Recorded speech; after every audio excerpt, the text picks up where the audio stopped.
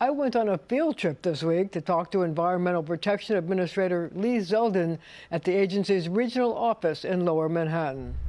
So the first thing I wanted to talk to you about, no surprise, is congestion pricing, because several members of Congress have written to the president saying that the environmental impact statement wasn't done properly.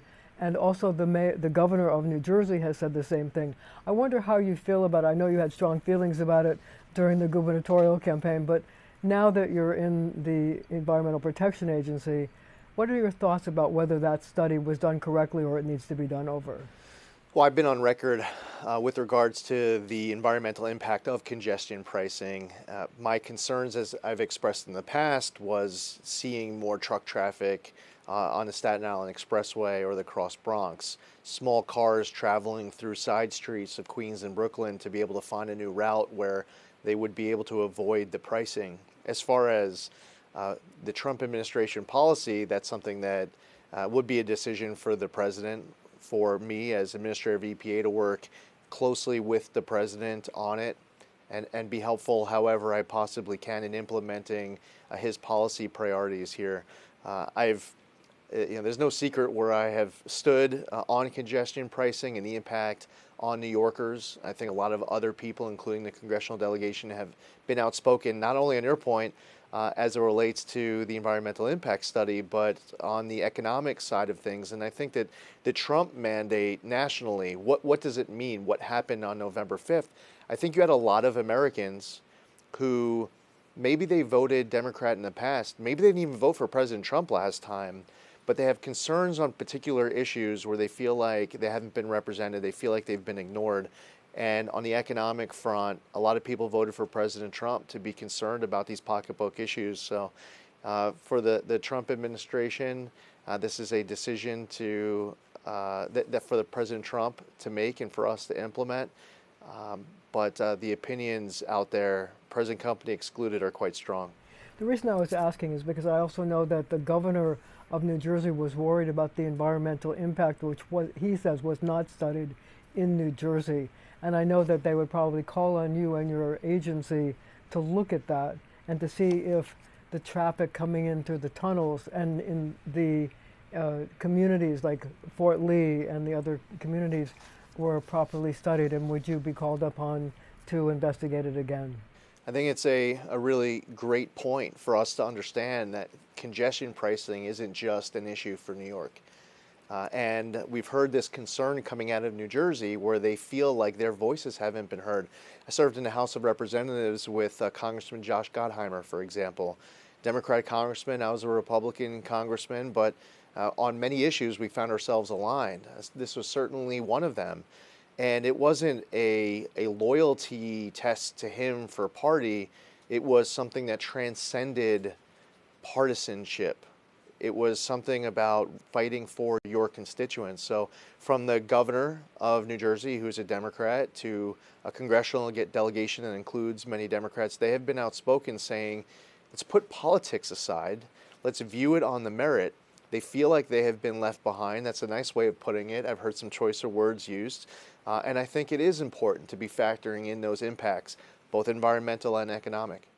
So you've only been in office a couple of weeks, but already you have proposed something called Powering the Great American Comeback, and part of it is for energy dominance. What are you going to do about that? What do you mean by energy dominance, and what does the United States have to do to accomplish that? I have long supported an all-of-the-above approach to energy, and there is a need for Americans to be able to have choice, to choose how they want to power their home or their business, what kind of car that they want to drive. And there have been a lot of suffocating regulations seeking to get rid of all forms, including domestic, coal to natural gas and more, to move to certain forms of energy that if you play it out in your head, if you rush to hit some of the dates that they have set, even with the best argument that any of them can come up on the merits, the problem is that it's impacting adversely the people who can least afford it, as they see their electricity bills go up or the cost to do business ends up going up. there's a lot of concern amongst Americans that they feel like the direction of energy policy is not heading in the right way. And I'll say from an environmental standpoint, the United States of America is doing this exceptionally when you compare us to so many other countries around the world. We tap into American innovation and we provide energy better than so many others elsewhere overseas. So we need to look at it from that economic standpoint, which Americans were very loud and outspoken about on November 5th. We also have to look at it from the environmental standpoint and not cut ourselves short. Emissions reductions have been going down. When regulations are passed, we have to do them smart. What do Americans demand? They say common sense. Let's be pragmatic. They also want to be represented. They want to be fought for. And what so many of them are advocating for is the position, hey, if you want to go get an electric vehicle, go get an electric vehicle. That's your choice. I respect that. But I want to get a gas-powered vehicle. So you should respect that. And it's come into conflict. And in a place like New York, for example, where they've banned hookups of gas stoves to new construction, Governor Hochul had signed off on a regulation to get rid of gas-powered vehicles. They won't allow any extraction of natural gas in the southern tier. These are all policies that have quite an impact adversely, not just on the state, but our nation. So also part of your policy is that you want to deal with AI and you want the country to be dominant in the AI. How does that figure into EPA? We have to be the capital of the world. Well, there's a demand. So as it relates to becoming energy dominant, another pillar is to make the United States of America the AI capital of the world. Now, some people are pretty freaked out about AI. Are you? There's a lot of it that seems to be quite new, and you just don't know. We are entering into the unknown. However, this is what I know, and gives me full confidence in being sure that we have to fight to become the AI capital of the world. Is that if we just sit back, if we go on our heels, and we just allow this to go and set its own course globally, China is going to be the AI capital of the world. And we can't allow that to happen? We can't allow it to happen on so many fronts. You have the national security front, economic, technology, healthcare, and so much more. I want America to be the AI capital of the world. To do that, it's going to require more of a supply for renewable energy capacity. Or regular, or gas, oil, what? It's going to require a lot more capacity of different forms. And there's going to be plants that would require more electricity to be able to conduct their operations. And you can't be drastically reducing that electric consumption capability, or not forward thinking and expanding it, and at the same time ramping up to be the AI capital of the world. Right now, the goals that have been set in some of these states, without the forward thinking and the long-term planning, has put us on a path where we're not going to be able to generate the energy capacity to be able to compete. And we have to start thinking further ahead, and certainly be thinking further than the next election. We need to be thinking way into the future. Lee Zeldin, thank you so much for joining me. Marcia. And thank you at home for joining us as well. We'll be right back.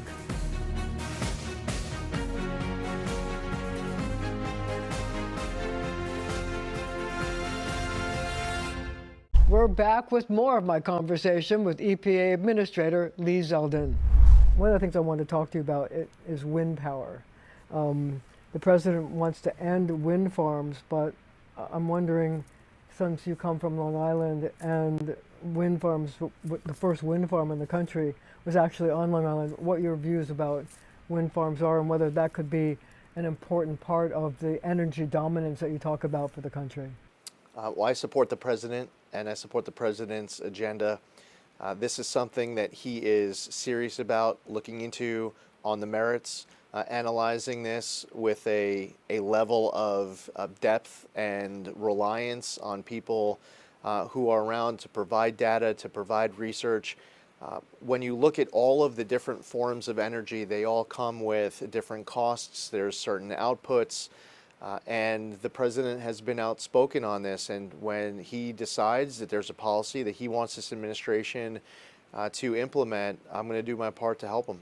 The reason I asked the question is because in New York, in Long Island actually, there's 2 more wind farms that are supposed to be coming online.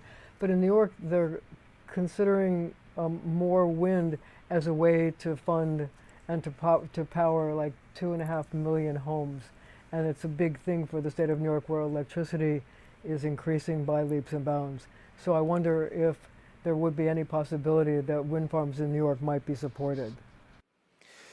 Listen, I am not going to speak for the president as far as any future decisions. He's been outspoken in the past, including recently.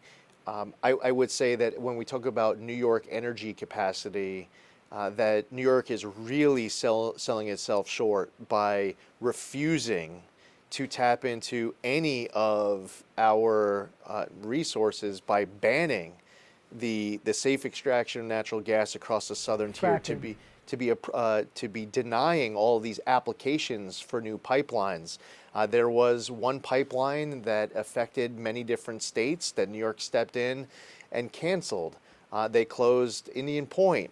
The list goes on of different ways that New York has gone in the wrong direction, and I feel like we should be smarter. But I'll tell you, if people in New York who are in elected office feel like the future of energy production, we are going to solve our needs by putting up more windmills, the math does not add up. And there might be some advocates, some special interests. They might have some access and a stronger voice inside the Capitol, inside of a place like Albany.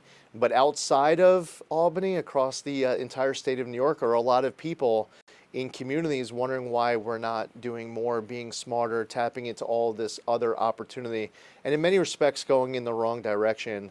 The wind pursuit is something that is not a solution that gets New York to where it needs to be. That it just isn't. And I think that the sooner that politicians in New York come to terms with that reality, just adding up the numbers, the sooner maybe we can have a conversation of other forms of energy that we need to be increasing capacity with. Well, talking about other forms of energy, what about nuclear power? I know they're not going to reopen Indian Point, but is it possible that we would build another nuclear power plant? I think that it would be great for there to be more nuclear energy capacity in the country. When President Trump was opening up the bell, I guess a little over a month or so ago, he announced there that once Lee Zeldin is confirmed as the next administrator of the EPA, he will be approving all nuclear facility applications in 1 week. That was the first time that I heard it when he said that. And how many have you approved? You know, I haven't had one of those come across my desk just yet for those 1 week turnarounds. But I was with the president right after that when someone in the media reached out, taking what he said very seriously with a lot of questions of how we were going to implement the 1 week turnaround. And I was with the president as I was reading this to him, and he said, "Remind them that I was smiling when I said it. You know, I was kidding around." And he pauses for a moment. He said, "Tell them it'll be 2 weeks." But yes, I think that is a position that the president's been outspoken with, and I would feel comfortable echoing my strong support for it as well. So I have to ask you, because it's a big topic of discussion, the efficiencies that have been you've been able to enact in just 2 weeks. I think the term is $20 billion. Yeah, we identified $20 billion that were parked at a bank just outside of the government. This is what alerted us to it. A couple months back, there was a video of a Biden EPA political appointee talking about how they were throwing gold bars off the Titanic, rushing to get billions of dollars out the door before the inauguration. This alerted us, it alerted to Congress. And Congress was asking me, if confirmed, will you be taking this important and making it a top priority? How important would this be to you? I committed to them during my confirmation hearing, as well as those private meetings, that if confirmed, it would be a top priority as soon as I get in to find out where all these gold bars went and what we could do to regain control, to regain accountability and transparency. I want to sit before the American public. I want to sit before you, sit before Congress, and be able to tell you where the gold bars went, Well, we found $20 billion worth of gold bars parked at the bank. We need to get all of that money back into the federal government. The EPA should be able to have correct oversight. We shouldn't have a rush job that reduces transparency. We need to be serious about ensuring that the American taxpayer is not being screwed over by people in government who aren't fighting for them. Were you surprised to find $20 billion? That's a lot of money. Yes, it never happened before at the EPA. So you think you're going to find more? I will. I will find more. Seriously? I absolutely, and there will be grants that we will be examining, that we will be referring to the Inspector General's office. We've been in communication with the Justice Department about the process that we are following. We found, I'll give you another example. There was an Canadian electric vehicle school bus manufacturer that got $160 million from the EPA to make these school buses, electric vehicle school buses. Right. Well, guess what? They just declared bankruptcy. They still haven't delivered $95 million worth of these school buses to 55 school districts. So what are you going to do about that? Well, now it's going to be in bankruptcy. Now we're going to have to fight for this funding as part of a bankruptcy process. But the EPA should have been smarter. Why would we spend that money up front? Why would we front $160 million to this company? How about they make a bus, deliver a bus, then they receive payment? They need to receive some kind of money up front. There's a negotiation, I get it. But here's $160 million, have fun with it, and then they spend, $65 million of it and say, sorry, we're declaring bankruptcy, we're keeping the rest? No, that doesn't work for me, and it doesn't work for the American taxpayer. So you're basically saying that you found a lot of waste and things that you're surprised at that were being spent by your agency that you can't even understand the rationale for.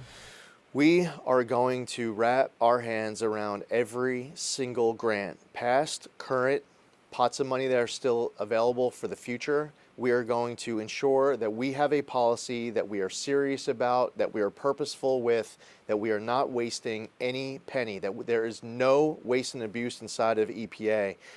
And we're not just out there finding ways to save a few $1,000s here or a few $1,000s there.